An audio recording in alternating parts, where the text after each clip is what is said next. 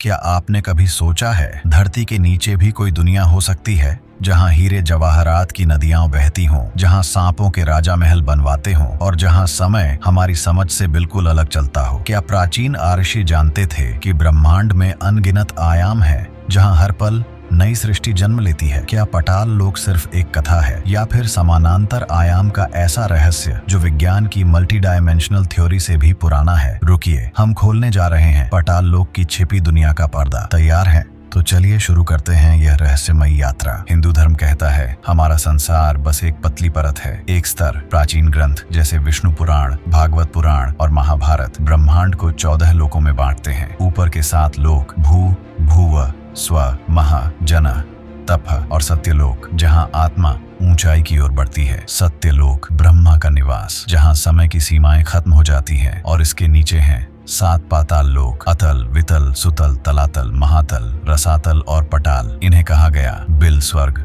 भूमिगत स्वर्ग, जहां वैभव और रहस्य है, न कि यातना। अब यात्रा शुरू होती है। पहला लोक अतल लोक। यहाँ मनुष्य जैसे प्राणी भोग विलास में रहते हैं। यहाँ का वातावरण इतना मोहक है कि कोई लौटना ही भूल जाए। इसके नीचे है वितल लोक। यहाँ शिव भक्त रहते हैं और सोने चांदी की खदानें हैं। लेकिन सावधान, यहीं असुर भी छिपे हैं जो देवताओं से बैर रखते हैं। वितल के नीचे आता है सुतल लोक। यह दैत्यराज बलि का राज्य है, जहाँ भगवान विष्णु स्वयं वामन अवतार में निवास करते हैं। यह दानवों का स्वर्ग है, धन, वैभव और गर्व से भरा हुआ। फिर आता है तलातल लोक। यहाँ माया का जाल फैला है, जहाँ वास्तविकता और भ्रम की रेखा मिट जाती है। इसके नीचे महातल लोक, जहाँ हजारों फनों वाले नाग रहते हैं। उनके महल इतने भव्य हैं कि इंद्रलोक भी फीका पड़ जाए। फिर रसातल लोक, जहाँ दानव सेनाएं युद्ध की तैयारी करती हैं। और अंत में पटाल लोक, जिसे कहा गया नागलोक। यहाँ वासुकी राजा हैं। यहाँ नदियां हीरे जवाहरात से चमकती हैं, महल सोने और चांदी के बने हैं और वातावरण सदा वसंत जैसा। पुराण कहते हैं पटाल स्वर्ग से भी सुंदर है। यहाँ न दुख है न मृत्यु। क्या ये समानांतर आयाम नहीं? पटाल लोक हमारी दुनिया से कैसे जुड़ा है? उत्तर मिलता है पुराणों की कथाओं में। समुद्र मंथन के समय नागराज वासुकी रस्सी बने थे, मतलब पटाल का राजा धरती पर आया। महाभारत में नाग कन्या उलूपी पटाल से आई और अर्जुन से विवाह किया। यह बताता है आयामों के बीच यात्रा संभव थी, ध्यान और तप के माध्यम से। विष्णु पुराण कहता है पाताल धरती के नीचे नहीं बल्कि एक आयामी स्तर पर है। क्या योगी इन द्वारों को खोल सकते थे? हाँ, ऋग्वेद कहता है एकम सद विप्रा बहुधा वदंती, एक सत्य कई रूप। क्या ये मल्टीवर्स का सबसे पुराना सिद्धांत नहीं? अक्सर लोग समझते हैं पटाल मतलब नर्क, लेकिन नहीं, नर्क यमलोक है जहाँ दंड मिलता है। पाताल असुरों और नागों का घर है, शक्तिशाली प्राणी, लेकिन जरूरी नहीं कि बुरे हों। भागवत पुराण कहता है पटाल में दिन रात उल्टे हैं, सूर्य और चंद्र अलग, जीवन लाखों वर्षों का होता है। राजा भगीरथ ने गंगा को पटाल से लाने के लिए तप किया था, मतलब गंगा का स्रोत भी पटाल में था। क्वांटम फिजिक्स कहती है असंख्य यूनिवर्स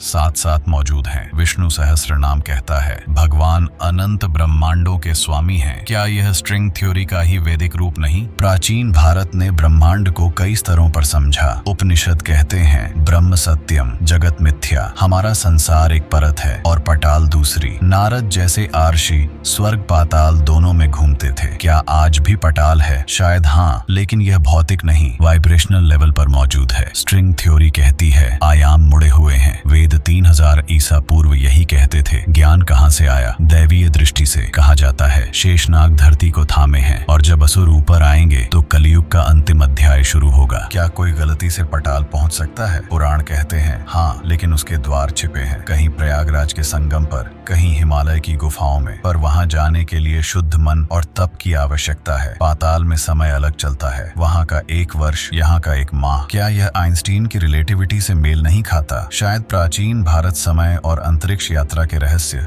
पहले ही जान चुका था। पटाल की यह यात्रा अब समाप्त हो रही है, पर रहस्य अब भी बाकी है। वेद, पुराण और विज्ञान तीनों एक ही दिशा दिखाते हैं। ब्रह्मांड अनंत है और हम बस एक छोटा हिस्सा। तो अगली बार जब आप जमीन पर कदम रखें, एक पल रुकिए, सोचिए नीचे क्या छिपा है। शायद एक स्वर्ग, शायद एक और दुनिया। धन्यवाद इस अद्भुत यात्रा में मेरे साथ चलने के लिए। नमस्कार।